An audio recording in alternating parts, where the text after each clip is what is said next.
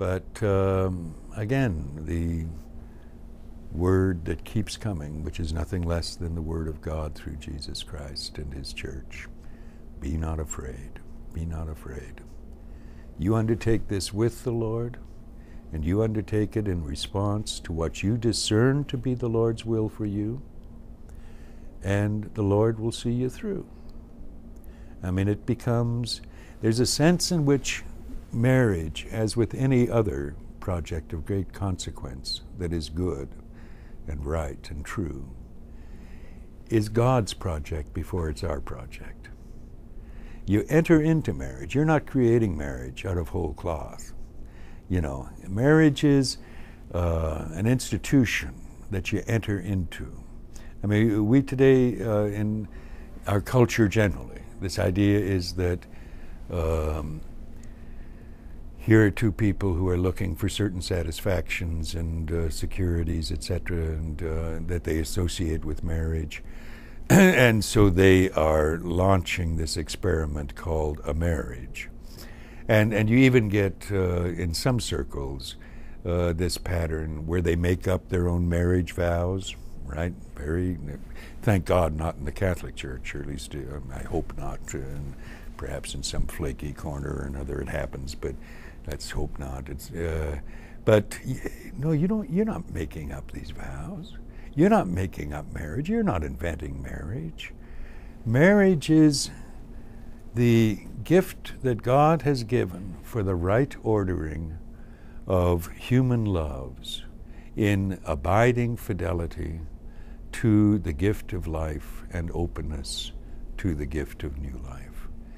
And when you get married, you look at what the church proposes, what God has constituted and which he sustains in the life and the teaching of the church. And you say, is this something that I'm prepared to do? And if you're at all humble and honest with yourself, you have to answer, no, I'm not really prepared. And that's okay, because this is not my project.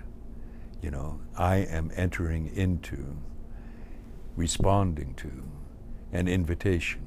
We are, she and I, he and I, this couple are together saying, did you hear the invitation?